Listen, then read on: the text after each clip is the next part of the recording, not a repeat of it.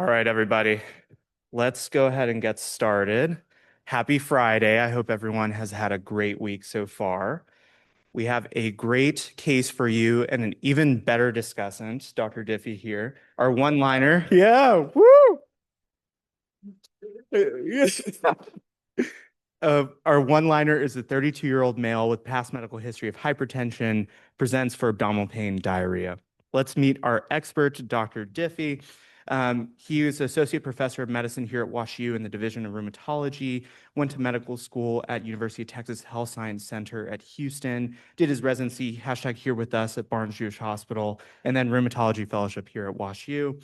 Dr. Diffie is one of our regular discussants, and we absolutely love having him come on because he just brings such a fun spin to his incredible thought processes. So thank you so much, Dr. Diffie, for being here. And I have Diffie, let's jump back into the case. So our 32-year-old male with past medical history of hypertension presents for abdominal pain and diarrhea. I gave you a lot to work off of here. Well, they say that there are lies, there are damn lies, and then there's CPC one-liners. So I very seldom put much stock into these overall, but let's just work through it just for the sake of working through it. So we have a 32-year-old man. He has a past medical history of hypertension. That on its face is not like unheard of, but it is on the younger end of things to have primary hypertension at the age of 32. A number of our conditions can associate with hypertension, such as renal artery stenosis secondary to a large vessel vasculitis, nephritic syndrome, scleroderma. Oftentimes those are going to present a little bit more fulminantly and probably wouldn't be what I would call like a past medical history because people get sick quickly with these conditions. But, that's a consideration. And people who are treated with hypertension with hydralazine oftentimes find their way over to a rheumatology clinic when they have renal involvement. They have hydralazine-induced vasculitis or lupus, so sometimes we can see that. Abdominal pain and diarrhea are both pretty broad things, and I think my first thought would be if someone actually came to me with this is, oh, you have viral gastroenteritis and give it a couple of days, or you ate some bad soup or something like that, which hopefully none of you are doing right now. But there are a number of rheumatic conditions that can have gastrointestinal involvement. You might think about things like inflammatory bowel disease, Crohn's, ulcerative colitis. There's also, some other kinds of inflammatory bowel disease like lymphocytic colitis, microscopic colitis, which are much less likely to darken the door of a rheumatologist's office because they don't tend to have extra intestinal manifestations. But this might be a patient who has IBD and some sort of associated condition. You might think about people with scleroderma can get things like small intestinal bacterial overgrowth, or they can even have pneumocystis intestinalis and get like a small bowel obstruction secondary to that, although you probably wouldn't get diarrhea with that. You might think about, in fact, the first thing I would think about the most in my world would be vasculitis, Henoch-Schönlein purpura, polyarteritis nodosa can cause like an ischemic gut. Your EGPA, one of the more dreaded manifestations of it can be like bowel infarcts and people who have Churg-Strauss eosinophilic granulomatosis with polyangiitis. Or other forms of small vessel vasculitis can also involve the gut too. So again, not a lot to go on, we'll see, but let's see what it is. Excellent differential for not a lot of information. So, all right, we'll see if any of those differentials is the actual diagnosis. Okay. So our history, over the past 2 weeks, the patient has been having progressive diffuse abdominal pain, worse in the right lower quadrant, watery diarrhea, 10 to 15 bowel movements per day, and nausea, vomiting. Patient reports general malaise, subjective fevers, and headaches with associated intermittent blurry vision over the same time period. Patient actually presented to the hospital a month ago with hypertensive emergency, with headaches, the same vision, blurry vision issues, and AKI. Patient left AMA prior to full workup. Going into medical history, patient does have that hypertension, had the hypertensive emergency 1 month ago. They did an echo, and it did show concern for potential hypertrophic cardiomyopathy. No surgical history, non-contributory family history. They started him on lisinopril, and he developed angioedema, so they stopped that, put him on losartan, hasn't had any issues with that. Current medications, losartan 25 milligrams daily, Coreg 12.5 milligrams BID, and amlodipine 10 milligrams daily. Denies any alcohol, tobacco, or illicit drug use. Going through a review of systems, then I'll ask you for your thoughts. Patient has been reporting those subjective fevers, has lost about 10 pounds unintentionally in the prior 3 months, no chills, night sweats, has been having those intermittent headaches with associated blurry vision, but no changes in hearing, no pulmonary or cardiovascular complaints, this diffuse abdominal pain, watery diarrhea, nausea, vomiting, but denies any bleeding, no melena, hematochezia, hematemesis, and no other bleeding otherwise. Does report generalized arthralgias, myalgias, but no swelling in the extremities. Denies any weakness or sensory changes. Yeah, so I mean, as I said a minute ago, and then promptly got corrected, if I saw someone who had hypertension, I wouldn't necessarily immediately jump to a rheumatic condition, but and I would say still in general, if this person came to you and got admitted to the floor, I don't know that I would still think rheum would be our very first thing that we would call. We'd probably think, oh, well, let's have GI see the patient, get them scoped, see what's going on. Maybe have, depending on what their vitals look like, maybe this blurry vision is a sign of papilledema or something like that. Have ophthalmology come in and take a look in their eyes. But yeah, I mean, when you see someone who has, I always tell people the first thing to ask is this normal? And it is definitely not normal for a 32-year-old man to have hypertensive emergency, to be on a 3-drug regimen for hypertension. And so those are definitely raising some red flags for those more fulminant kind of conditions that I might have alluded to before. Now, I had the virtue right now that I know I'm in a CPC for rheumatology, so I kind of can suspect that it's going to be a rheumatic condition. And so again, it might make me think about like scleroderma, associated renal crisis in someone who has really bad hypertension. I might think about someone who, and maybe they have some sort of like weird TMA in association with that. We'll see. Could they have like some sort of nephritic syndrome that's causing them to develop really severe hypertension? Do they have renal artery stenosis? Or some sort of intracerebral, vasculitis that might be leading to the headaches, blurry vision, and associated hypertension.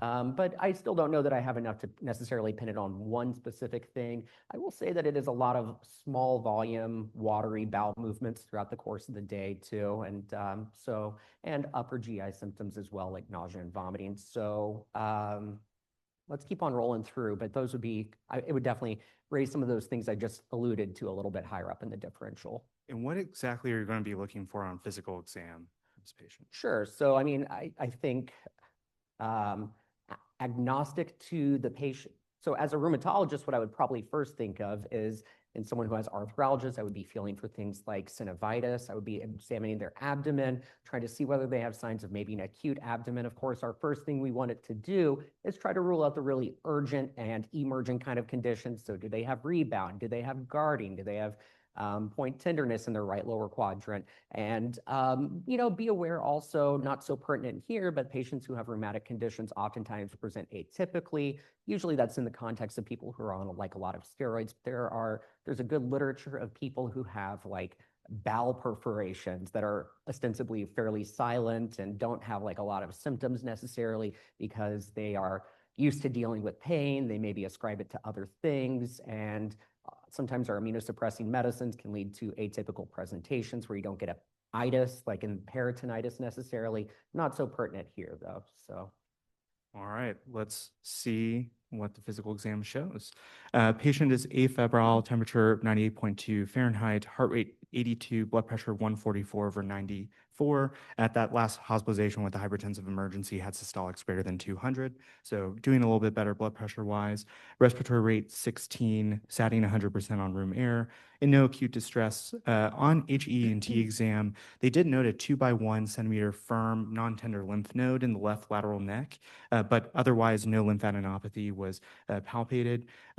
Just given this lymph node, they did take a close look in the mouth. There weren't any abnormalities, no big dental disease that they noted. And then just with those vision issues, they did do a visual acuity exam, and that was intact. And then extraocular movements were also intact. Cardiovascular pulm exam were unremarkable. Abdomen was tender to palpation diffusely, but no guarding or rebound tenderness. No hepatosplenomegaly was palpated. They did a pretty good skin exam, no obvious rash. No swelling or joint pain on palpation. I know that you had asked if there was any synovitis. There was no palpable synovitis in bilateral hands, according to the intern's note. Um, and then no focal deficits on neuroexam, AO times 3. All right, moving into the initial labs. So we have a CMP. Does show a low bicarb of 21. BUN is elevated 38, a creatinine of 1.8. As I had mentioned 1 month ago, the patient had AKI. His baseline's 1, but during that prior hospitalization, his creatinine was 1.4. So when he left AMA, the last lab was 1.4. So it's even worse than last admission.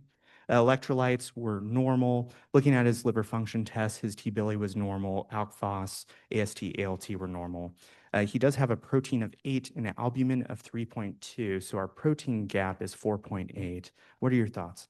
Yeah, so again, creatinine has been uptrending over the past month, you said. So, I mean, that wouldn't necessarily strike me as necessarily what I would think of with like ANCA-associated vasculitis, where we might see substantially more rapid uptrend. I think that we see that the patient has a protein albumin gap, and you maybe want to think about things like checking an SPEP, checking for viral hepatitis in someone like that.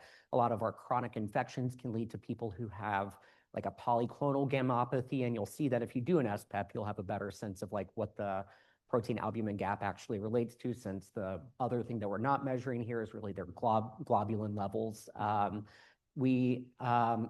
it can, interestingly enough, also diagnose alpha-1 antitrypsin, since you don't necessarily see the same alpha peak on it too. So a nice little freebie there.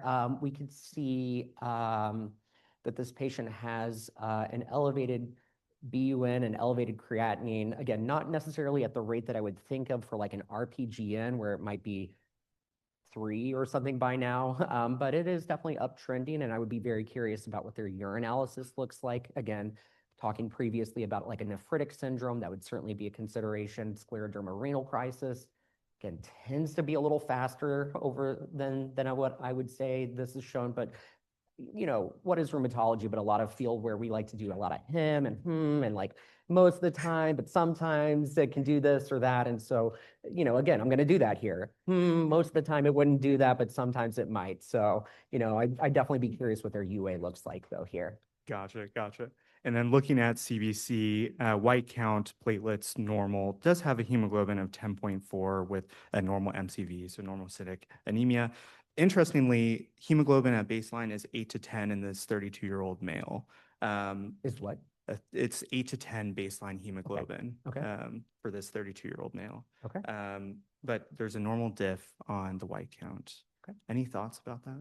Yeah, I mean, so he has a normocytic anemia, right? And it seems like it's been fairly long-standing. So you could sometimes think about, so you're saying that he has a long-standing history where he ranges from 8 to 10. So, I mean, common things being common, you might think about like a thalassemia potentially being a cause of kind of a chronic anemia. Normally, you might oftentimes see that as more of a microcytic anemia, though. And in our world, of course, you would think about things like an anemia of chronic disease. It is nice that he doesn't have a bicytopenia. I mentioned previously that some of our conditions can cause TMAs, so I think that does make that a little less likely. You might also think about checking things like a haptoglobin LDH, seeing if there's any signs of hemolysis that can go with some of our diseases as well, like lupus, which can cause nephritic syndrome, lymphadenopathy, fevers, arthralgias might be a consideration. And then, again, this is just, it's not normal. You're definitely thinking about causes of secondary hypertension in someone like this. So, normal calcium helps kind of rule against things like primary hyperparathyroidism or some sort of hyperparathyroidism. And we don't see a lot of signs of his sodium is kind of at the lower end of normal. His potassium isn't way out of whack, but it doesn't make me necessarily think about like something that's overactivating their RAAS system there necessarily. So, gotcha. So you threw out a lot of thoughts there, Dr. Diffie, but where would you like to start first? urinalysis. Urinalysis. Show me the pee. So in typical ED fashion, they actually rolled him to the CT scan. So ED calls you, Dr. Diffie, and they're asking, what CTs do you want for this patient? So, okay, if I'm playing the role of an ER doctor, someone who has hypertensive emergency previously and hypertension, I mean, honestly, real talk, I would be curious what's going on in their gut. They're pooping 20 times a day, right? I mean, I think that's what we're all kind of curious about. So that's probably where I would actually start. I'd be surprised if they got through the ER without a CT of their head, though. So that might also happen too. But like a CT with contrast to look for signs of vasculitis or other kinds of inflammatory conditions in the gut. Absolutely, and that's exactly what they did. So they got a CT abdomen and pelvis with contrast. We have our expert pathologist, Dr. Tadavarthi here.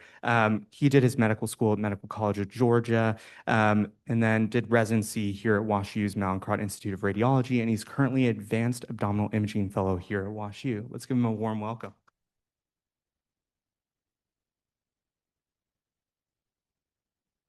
Thanks for the introduction, Dr. Anderson.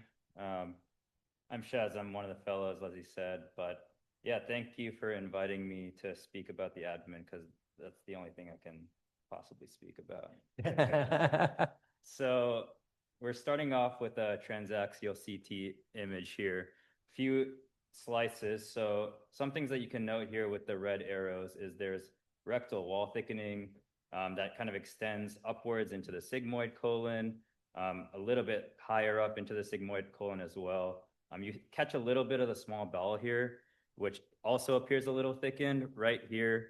It's above 3 millimeters. There's, a radiologist with a ruler is not the best radiologist, but just visually it appears a little bit thick. Something that you want to think about is that when you have decompressed bowel, it can often mimic bowel wall thickening. So when you have decompressed bowel, often we also hem and haw, is this thick or is this decompressed? So when you have dilated bowel and the wall is thick, then you can be more confident that this is thick. Here we're going up higher in the abdomen. We see multiple loops of small bowel. You see a targetoid appearance of enhancement where you see the mucosa enhancing on, but the submucosa is edematous. It's slightly lower in attenuation. And also the serosa is enhancing as well. So we call that a targetoid appearance. This is a long segment of small bowel, which is also has a similar targetoid appearance of enhancement with fluid inside as well. Comparing to other parts of the bowel, so this is probably somewhere in the ileum on the right side. Here's jejunum on the left side here. You can notice with the blue arrow how this appears a little bit thick as well. But important to note that jejunum, the actual folds of the jejunal wall are normally very thick. So if you're calling jejunal thickening, it has to be rip-roaring, like extremely abnormal for someone to call jejunal thickening as well. So just to keep that in mind for the future, like when we see IBD patients, we don't see active inflammation in the jejunum unless it's like flagrantly abnormal. Some other things to notice, here's that long loop of ileum here that's thickened with that targetoid appearance. Here's a normal appearance of the jejunum with the blue arrow, and then the transverse colon here is also thin-walled with the normal blue arrow as well. So this targetoid appearance is very nonspecific, unfortunately, so I can't give you a definite slam dunk answer, which we often like to do, but you can see with the red arrow similar findings of the rectum being thickened, so proctitis, the normal colon, and here on the coronal, I'm showing you the terminal ileum, which is often affected in Crohn's disease. This does not look thick at all. It's not fluid filled. So given the small bowel thickening and the segmental rectal and sigmoid colon thickening, with that targetoid appearance, this nonspecific finding could be anything infectious or inflammatory. Unfortunately, clinically correlate? Should yes, we clinically correlate? I would love to correlate clinically. And some of these things that I've seen for the first time, haven't thought about in several years. So whenever you see any sort of bowel thickening, some things you want to think about most often in the inpatient state is volume overload. That's like the most common, obviously.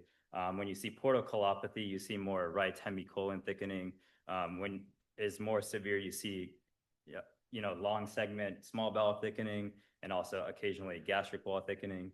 But other things, C. diff colitis is more, yeah. C. diff, what? Yeah, it's more long segment colon thickening rather than a long segment of small bowel thickening. Okay. But we would, yeah, say enterocolitis, infectious inflammatory. Unfortunately, we can't give you much of other diagnosis. Oh, one thing I did want to mention, if you have more short segment of small bowel wall thickening with ACE-induced angioedema, it is something that you can see specifically. So it's interesting that he did not, or he had an angioedema allergy as well. Interesting. Yeah. Very cool. But he's off an ACE now, right? Yes. He was on He's on postpartum, right? Yeah. Okay. Yeah, and you know, since we were talking before about diarrhea, which is probably this guy's biggest concern, common things being common, if this guy came to you without the hypertensive emergency and other things like that a few weeks ago, you might say, well, still like more likely to be something infectious. Let's keep an eye, supportive care, and reevaluate. But I will say that the nature of thinking about rheumatology is the hardest part of rheumatology is just thinking of us and saying, oh, I should consider this weird multisystemic condition. And when you see this, it should raise your index of suspicion in the context of, you know, creatinine 1.8, 3 hypertensive agents in a 32-year-old man, that something amiss is going on. And thank you, by the way, for your assistance here. Yeah, I would say that the involvement of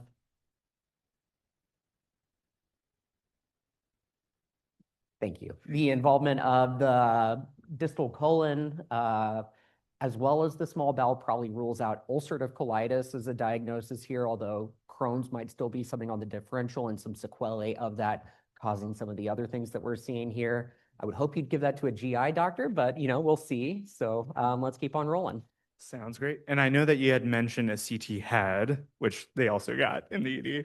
So there was no acute intracranial hemorrhage, midline shift, or large territorial infarct on that. All right. So moving on, I know that you want to see the urine, but I would love to show you some infectious eval first. Please, yeah. Just with that CT scan, what are you evaluating for? Sure. I mean, so you might look at like fecal calprotectin levels, and you might look for just a general stool culture. If the guy has any relevant travel history or a lot of pets, you might think about doing like an OMP or something like that on their stool as well. You might also do a urinalysis with an associated culture potentially. If I don't know if we'll get so lucky to get a urinalysis yet, but let's maybe start off with what you've got there. That sounds great. I promise I'll give you a UA eventually. But for now, so respiratory viral panel was negative, blood culture's negative, HIV, hepatitis B, hepatitis C, which we had talked With about, the protein gap. Protein gap, yeah. And then RPR being negative. They did get a T-spot. That was also negative. Just with the arthralgias and everything else going on, the primary team just wanted to rule out maybe a reactive arthritis, so they got a gonorrhea chlamydia that was also Sure. negative. I mean, you might also do like a parvovirus B19 level too, and certainly plenty of viral causes of arthralgia and fever too. So great. Absolutely. It's now time for the UA. So our UA did have a high spec grav of 1.033, 2+ protein, trace blood. On microscopic, it does have 6 to 10 white blood cells, 11 to 20 RBCs, a lot of hyaline casts, 21 to 50 hyaline casts, and then 1 to 5 granular casts. What do you make of this? Yeah, so probably we're going to want to quantify his protein a little bit more, you know, with either at least a urine protein to creatinine ratio, if not a 24-hour protein in his pee. It's not normal, to sound like a broken record, to have 11 to 20 red blood cells in your pee as a man, right? Assuming this is an atraumatic non-Foley catheter and that he just peed in a cup. So again, raises a little bit of index of suspicion for something like a nephritic process that might be going on to cause the hypertension. Still a little hard for me to tie that in with his gut symptoms with what we know right now. But I think this is going to probably lead to phoning a friend in nephrology, I would say, like oh yeah. I was just telling Dr. Chang that rheumatology and nephrology, we both get to sit at the nerd table in high school, so we get along pretty well for that reason. But yeah, I think that I would probably have some concern about something like a nephritic process with the hypertension that this guy has too. And we absolutely did quantify the protein. We got a spot urine protein creatinine ratio of 1,095 milligrams per gram. So kind of like a non-nephrotic range proteinuria, but definitely a lot more than would be normal. It's a shame we can't use ACE inhibitors in someone like this too. Yeah, great. And does this kind of, again, you're talking about a nephritic type syndrome. Sure. Is this more making you lean towards infection or making you lean more towards the autoimmune process? Well, This the point? fact that I'm here makes me lean towards an autoimmune process, but I would say that if you saw someone like this, there probably are some important infectious causes of nephritic and nephrotic syndrome, like hepatitis and others like that. In our world, you would definitely be concerned about, there's a number of rheumatic conditions that can cause glomerulonephritis. We could see things like lupus would probably be the one that everyone kind of has immediately that comes to mind. Small vessel vasculitis with renal involvement can certainly be a serious consideration. Probably helps kind of point away from things like scleroderma renal crisis that I talked about previously, where you're typically going to have more of a bland urinalysis when you kind of look at them. You would think about, I mean, sarcoid can do just about anything. I can't say that I'm super familiar with it. I've seen it cause more like maybe a tubular interstitial nephritis in patients, more so than a glomerulonephritis. Yeah, I think that a lot of our diseases like to cause kidney disease. And it's more like which ones don't cause this sort of appearance would be probably a better list to make. Things like rheumatoid arthritis seem less likely, I would say, too. Absolutely. And we did get an ultrasound kidney as well that showed normal kidneys and no hydronephrosis, so no structural causes for UKI. All right. So where would you like to take our adventure next, Dr. Diffie? You know, I feel like people look so cool in Jeopardy when they just go down the list. So let's just move on to anemia workup and save some of the room stuff for last, okay? Fair enough, fair enough. And for the anemia workup, it's a normocytic anemia. What are you ordering? If I remember, you had asked for haptoglobin. Haptoglobin, LDH. I would probably want to check a ferritin and an iron panel. You know, like a lot of our conditions can cause hepcidin to be released, and that can lead to a normocytic anemia of chronic disease in some patients. And we might see, you know, like that might also be kind of told to us here in a moment. Absolutely. So we did get a ferritin that was elevated at 422. TIBC was low at 202. TSAT iron were normal. B12 folate were also normal, and then haptoglobin LDH were normal. Right. So effectively rules out like a hemolytic anemia, although you'd think more about like a macrocytic anemia with folic or B12 deficiency. It does reassure us that that is not what's going on. Again, probably seems most consistent with an anemia of chronic disease here overall. Absolutely. All right. So what else do we have for infections? Let's do the additional infectious workup. how about we do some initial room labs real quickly? That'll be more fun. Yeah. Let's do that. So, what would you be asking for the primary team to get for the workup? So always hard to do these comprehensively off the top of my head, but I would probably do, if you're thinking about like a glomerulonephritis, we really want to see what's going on with the patient's complement system. So their C3, their C4 level, their double-stranded DNA, oftentimes is seen in patients who have lupus nephritis. And again, there is that moderate proteinuria, and that combo of hematuria and a little proteinuria can be seen in people who have certain like lupus class 4 or 5 or 3-4 overlaps or something like that. And so I would think ANA, C3, C4, double-stranded DNA, and ENA to help get an anti-Smith antibody, as well as an SSA and SSB. We haven't really heard anything about dry eyes and dry mouth, but there can be some renal pathology there too. And then I might also think to check an ANCA level, as well as a reflexed MPO and PR3 if those are abnormal. I think that's a good starting off point. Absolutely. I can give you some of those labs. So we got ESR that was elevated 107. CRP was normal. ANA was elevated at 1 to 2,560. Low C3 and a low C4. Okay, great. So first, let's go through this one after another. The high ESR dramatically elevated, normal CRP. So we see an ESR C-reactive protein dissociation. And what does that mean? Not always super clear, but I will say there's a couple key distinctions. Your ESR, I oftentimes draw the analogy to like your troponin level. It's a little bit more sluggish and going up and going down. And so if, you know, let's say, Scott, you don't give me any good help and I were to kill you after this or shoot you with a gun, then your C-reactive protein would go up really quickly. And a few days later, your ESR would start to trend up afterwards. So that wouldn't be quite so quick. So we can sometimes see that disassociation if someone just got sick, for example, or just had a flare. It might take a few days. Their C-reactive protein should really be high, actually, if it was something that was really acute.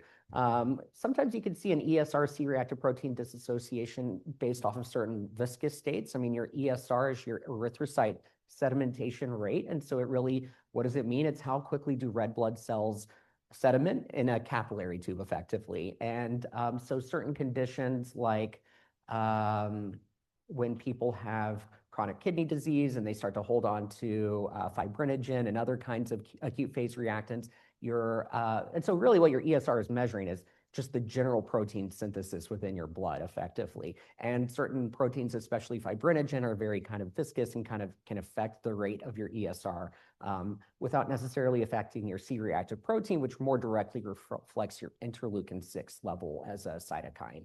And so we do see that ESR C-reactive protein disassociation. And I might tie that in a little bit with the patient's like hypergammaglobulinemia that he has too, potentially. And so things like myeloma actually and monoclonal gammopathies can cause this sort of a pattern. So again, maybe I am curious what that SPEP shows just for curiosity. This is a high titer ANA. This is high enough that it gets my attention as a rheumatologist and I don't poo-poo it too quickly here. And I would say that as a general rule of thumb, again, very vague here, but if something's a 2-digit ANA, next. If something is a 4-digit ANA, it gets my attention. And then in between, I'm thoughtful about that approach. We could see a very low C3 and a very low C4 in this patient. And if you're like me, when you think about the complement system, you try not to do that. But I would say that this would be consistent with activation of the classical complement pathway. And I'm looking to my rheumatology friends for nods. Yes, okay, they agree. But that this would be consistent with something that you might see, for example, in lupus nephritis or other immune complex mediated diseases, which can include things like infective endocarditis, and certain infections can also kind of look very rheumatic in nature too.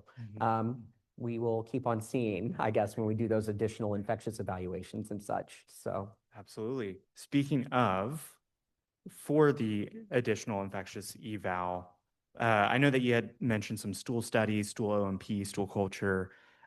Is there anything additional to that you'd want to see? Well, okay. I mean, if we were to really take a step back, I mean, there are weird things like culture negative endocarditis and things like that you might think about. There would be very zebra-esque, but we just had a grand rounds case about it yesterday, so it's very much on my mind to think of things like that. And we were just talking about Bartonella a little bit, so I don't know if that was you giving me a clue or not, you might think about doing blood cultures. You might think about just having ID see the patient and weigh in. You might think, let me go to open evidence and just blindly do whatever they say too. But no, I would say stool cultures, blood cultures would probably be the really common things. And depending on what we see on pathology, that might point me more towards like, do we need to have a more extended endocarditis or infectious workup here? And it doesn't sound like we have a lot of stigmata of endocarditis otherwise though, so. And you said pathology. What would you be biopsying? I want a kidney and or this lymph node, I guess, would be the other consideration too. I just don't think that you're going to get as much high yield information out of the lymph node biopsy as you would from the kidney here. Gotcha. All right. Well, let me show you those stool studies. Blood cultures were negative. C. diff, C. diff, stool culture, stool neurovirus negative, Giardia, cryptosporidium, stool O&P, all negative. They just with the arthralgias, they did do a more expanded workup. They did get that Bartonella that was negative, Rocky Mountain spotted fever, Lyme disease, Lyme antibody negative, and then they got a toxoplasma that was negative. Okay. All right. So there was a clinical update. After a couple days in the hospital, patient actually started to develop a rash. So patient had a rash on the right hand, left foot, and right leg. What would you like to know, like characteristics of this rash wise? Yeah, so to me, it looks flat. I would love to run my fingers over it and see that it is indeed pretty flat. Um, let's see. I would probably be curious whether it's blanching or non-blanching. Um, and It- then whether it's palpable or non-palpable would probably be the two questions I would really care about. Or itchy. I guess with the history of angioedema, you might start thinking about some sort of weird Mhm. urticarial-like process. And it is palpable, non-blanching, mildly pruritic, but non-painful. Okay. All right. I mean, again, it doesn't really look like a hive to me. I don't think that would be the first thing that I would think of looking at this. Um, I'm not entirely sure what to make of it. It seems to be kind of in a dependent pattern there on your hands and your feet. It doesn't look, you said that it was blanching, It's non-blanching. non-blanching. Mhm. Again, my first guess would not be like a small vessel of cutaneous vasculitis looking at this, but maybe this needs to, maybe I'm going to be disproven with a palpable non-blanching rash on the extremities that this is indeed a weird leukocytoclastic vasculitis. That would be maybe a consideration, Mhm. and that might be an easy pathology source at the very least Mhm. to pursue potentially as well. So you would be leaning towards getting derm involved, getting a skin biopsy. Yeah, anything weird. Derm, there's a reason Derm gets paid the big bucks. They're pretty smart. Um, Fair enough, fair enough. Moving on to that room eval, I know that you had asked for ENA, double-stranded DNA, ANCA. Was there anything else that you wanted to investigate?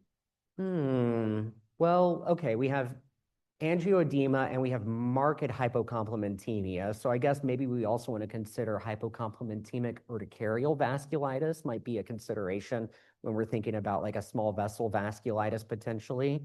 And so maybe you'd want to get an anti-C1q antibody in this patient as well. And then maybe you would also think about something with their eyes too. Cryoglobulinemias.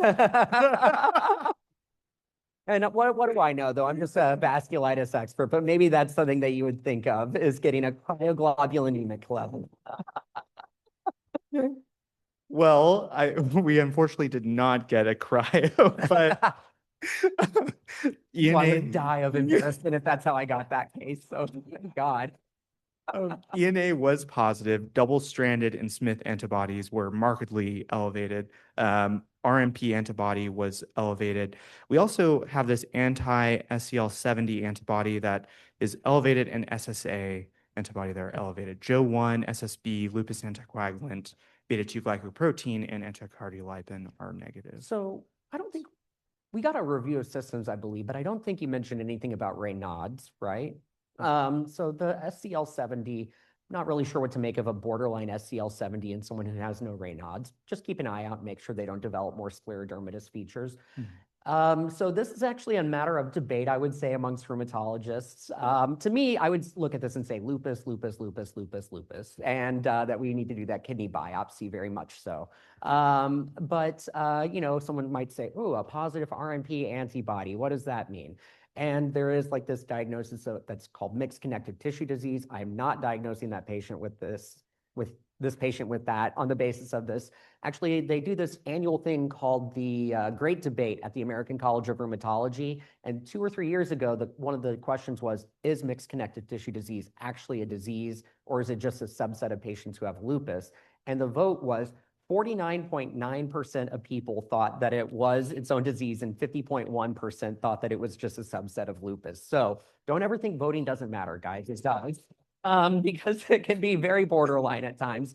I don't think that this person would meet the diagnostic criteria for MCTD, which also involves like excluding other better, well-defined rheumatic conditions. And this person seems to fit very well with lupus to me, with hypertension, with the hypocomplementemia, with the high titer dsDNA, with the anti-Smith antibody, and then just the smorgasbord of other antibodies as well.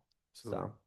Is there any concern that there could be CNS involvement with the blurry vision, the headaches? Yeah, absolutely. And so maybe we need to phone a friend in neuroradiology to do a lumbar puncture. There's even an antibody, I think it's the anti-ribosomal P antibody that is non-sensitive. It's only seen in about 20% of people with CNS involvement in lupus. But if it is seen, it's very specific, like 80% of people who have that have CNS involvement from their lupus. So you'd probably want to do an LP, brain MRI, and that antibody I would check.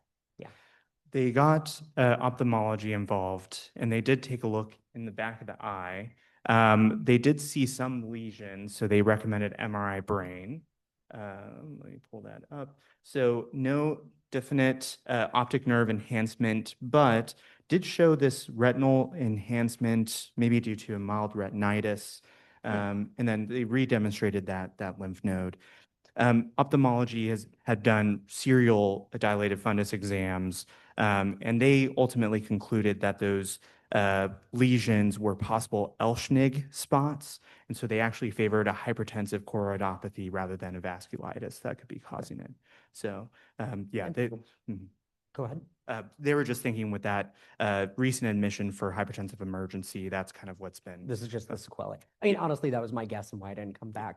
I will say there is this weird entity called Kikuchi-Fujimoto disease, which can cause arthralgia and fevers in people who have lupus and neck lymphadenopathy. And so, I don't know if that's where we're going with this or not, or if it's going to be just lupus nephritis and they just happen to have some lymphadenopathy. But there is this weird interleukin-2 mediated disease called Kikuchi-Fujimoto disease that can sometimes be seen. It's like when you're talking to a baby, Kikuchi-Kuchi-Ku.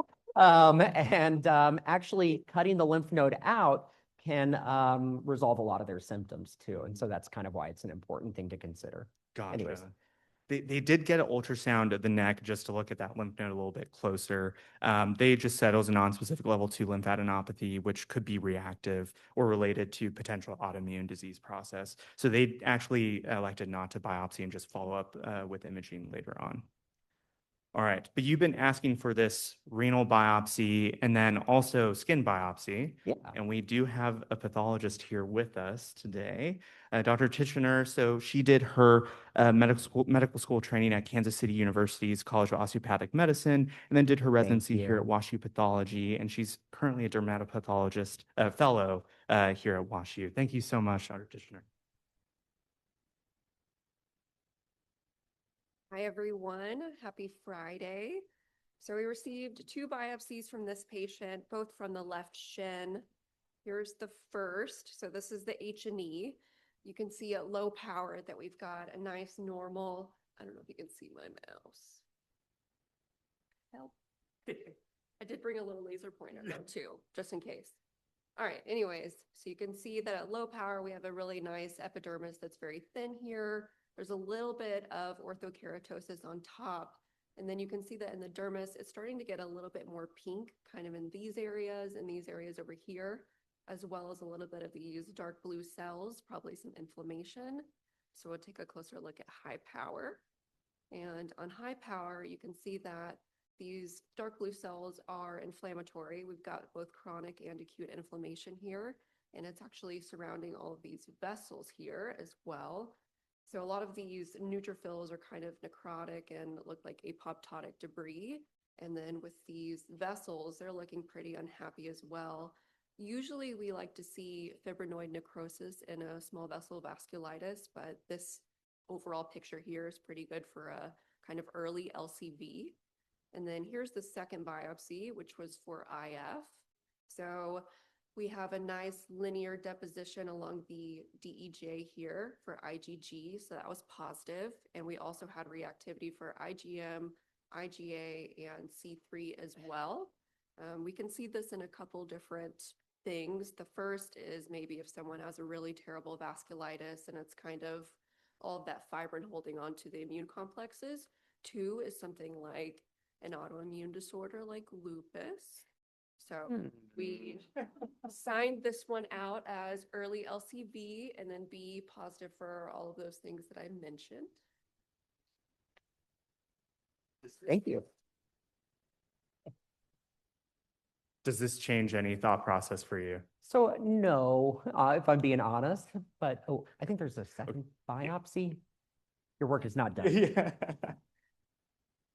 Yeah. So no, not necessarily. But actually, let me revisit that. Yes, it does. So this is a really important point that I want to make, which is that our ideas of what rashes look like are historically drawn predominantly from Caucasian patients. And y'all saw me saying, I don't know that I would think that that's what leukocytoclastic vasculitis would look like. And that's because, you know, medical literature is disproportionately about patients of fair skin. And Dr. Zicker here is actually doing has had some previous work on, you know, trying to increase awareness of what rashes look like in people of color. This would actually be a great picture, I would say, for her because it fooled a vasculitis expert for a minute where I didn't immediately jump to that diagnosis. So thank you. That's very helpful.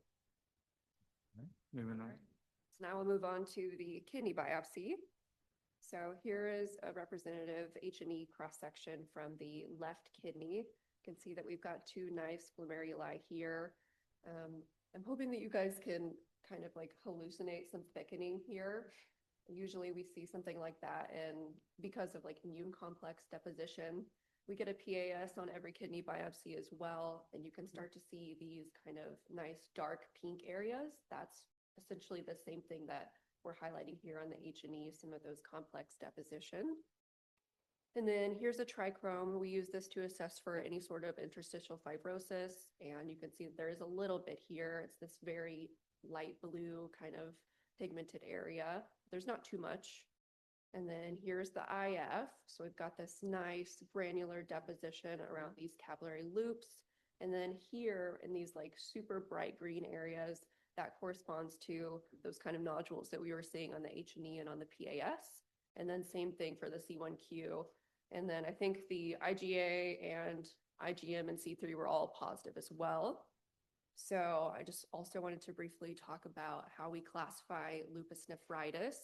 So typically they're kind of classified into 6 different categories based on how much immune complex deposition there is, which is all of this kind of black stuff on these diagrams here, how much mesangial expansion there is, which is this red area, and then how many lymphocytes or acute inflammation we see, which is this green area.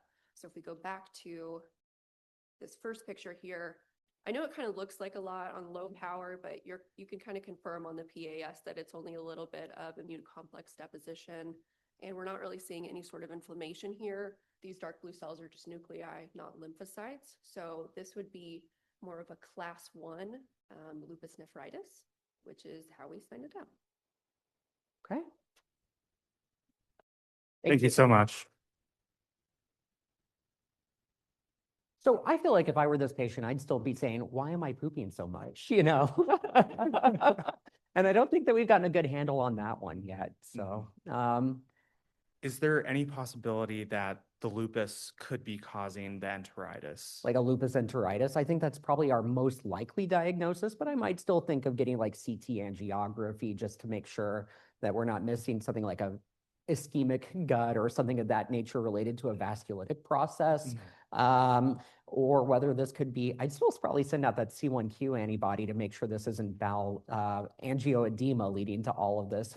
A subset of patients who have lupus can also have hypocomplementemic urticarial vasculitis, and with an itchy rash and hypocomplementemia, that might be a consideration too, although it seems like that was more overtly vasculitic there than anything. That is very fair.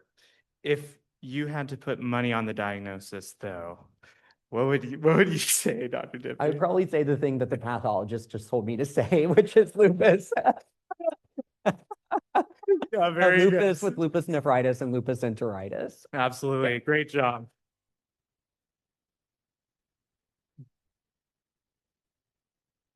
Now, Dr. Diffie, before I let you take a seat, what treatment plan would you put for this patient?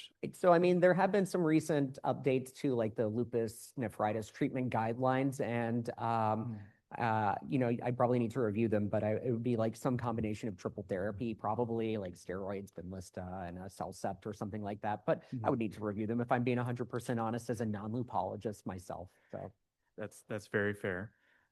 Patient was treated with steroids, did pulse dose steroids, and then 1 dose of rituximab, mycophenolate, and then hydroxychloroquine with improvement in GI symptoms. And actually, they got a repeat CT abdomen and pelvis that showed near complete resolution of the enterocolitis. So just with the improvement with the lupus treatment, they just chalked this up to lupus enteritis. Okay. The rash improved with the IV methylpred, but worsened when switched to equivalent dosing of pred. Do you happen to have any thoughts on that? Yeah, so there can be a number of reasons. So prednisone itself has to be converted into its active form in the gut. Some people use prednisolone, some people use methylprednisolone as well. Sometimes it can also just relate to bowel wall edema and poor absorption of the steroid. It is a fat-soluble molecule, so I'm not sure. That's always seemed a little suspect to me, but that's like what people say is, oh, gut edema can't absorb it. You'd think, though, if it's fat soluble, it's going to be able to transmit freely through. That would just be my thoughts as a humble vasculitis doctor, though. Humble country vasculitis doctor. No, those are great thoughts. The rheumatology consult team thought that patient may actually have 11 beta hydroxysteroid dehydrogenase abnormality deficiency, which is the enzyme that converts prednisone into its active metabolites. So they switched him over to PO methylpred prior to discharge, but they never did any testing. It was just rheumatologists here now. So what's that? Was it Sam? Okay. So just briefly, some teaching points. Lupus enteritis is a very rare manifestation of systemic lupus erythematosus. And according to a 2024 review study, prevalence can be as low as 0.2% in some cohorts, and then in other cohorts up to 9.7%. It's more prevalent in the Asian population that was studied with systemic lupus. It is associated with lupus nephritis. And just very briefly, and Dr. Diffie, you know this, actual lupus lecture would take multiple hours, but usually when classifying systemic lupus erythematosus, you have to have an ANA titer of at least 1 to 80. Our patient had an ANA of 1 to 2,560. Our patient did have proteinuria as well, and then a low C3, low C4, and then anti-double-stranded DNA, anti-Smith antibody. So our patient's score was 14, and you need at least one clinical criterion and then a score of at least 10 to classify as systemic lupus erythematosus.